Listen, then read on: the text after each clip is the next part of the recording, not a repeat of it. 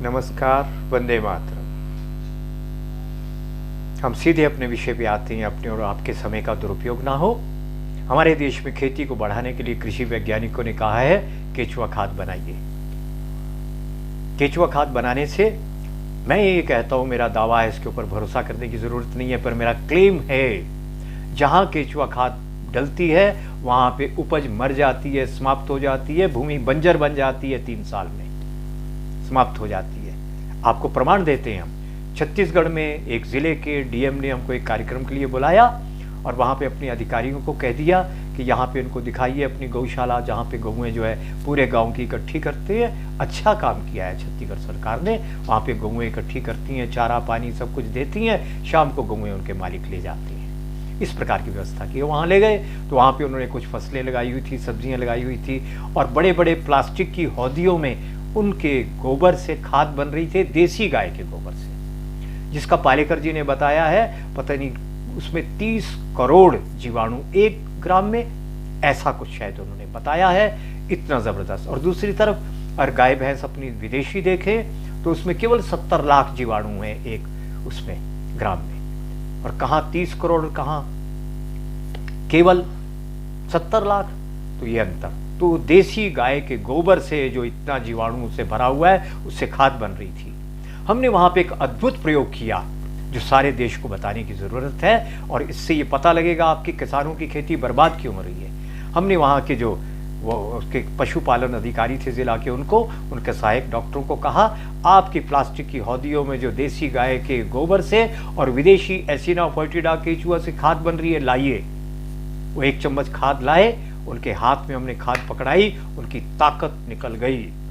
Doctor हैरान हो गए, दूसरा डॉक्टर, तीसरा डॉक्टर, उनके सहायक फार्मासिस्ट एक एक के ऊपर प्रयोग किया। उस केचुआ खाद को हाथ में पकड़ने से उनकी ताकत चली गई।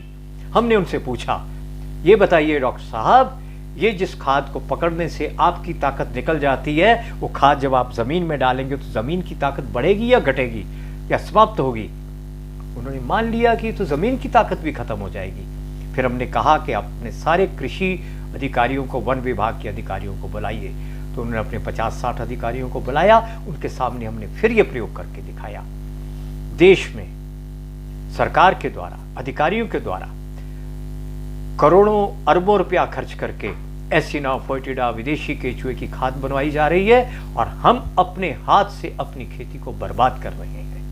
हमारे वैज्ञानिक से पूछा, हमारे एक मित्र ने, अब विदेशी केचुआ क्यों मंगाते हैं? तो उसने जवाब दिया, ये जो हमारा केचुआ है भारतीय, ये बिल्कुल नकारा है, बेकार है। ये क्या करता है?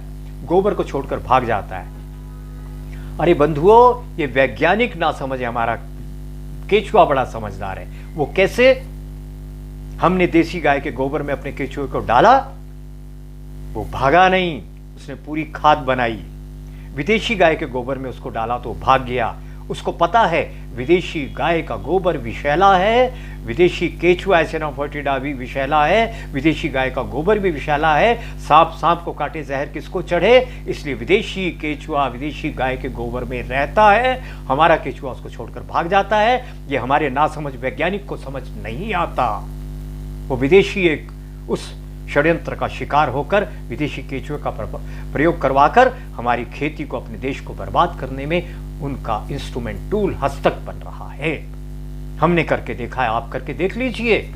हमारा केचुआ स्वदेशी गाय के गोबर को पूरा खाद बनाता है। इसलिए हमने हिमाचल के हॉर्टिकल्चर जो यूनिवर्सिटी के धीमान साहब वाइस चांसलर थे, उनको ये लेख लिख कर दिया। उसका शीर्षक था, समझदार केचुए ना समझ वैज्ञानिक। जो बात हमारा केचुआ समझता है भारत का, वो भारत का वैज्ञानिक नहीं समझता है। इस बात को पढ़ने के बाद उन्होंने कहा, वाइस चांसलर ने, कपूर साहब आप हमको अपना सदस्य बना लीजिए। तब से हमने उनको, आज वो रिटायर हो गए हैं, गवाक्ष भारती नाम की अपनी पत्रिका का हमने उनको संरक्षक बनाया। आज भी हमारी पत्रिका के संरक्षक हैं। तो जागिए और जगाइए, अपनी खेती को बर्बाद होने से बचाइए। विदेशी केचुआ और विदेशी गाय का गोबर नहीं, इस नासमझ वैज्ञानिक को समझाइए, नहीं, स्वदेशी केचुआ स्वदेशी गोबर। वंदे मातरम। नमस्कार। जय धन्वंतरि।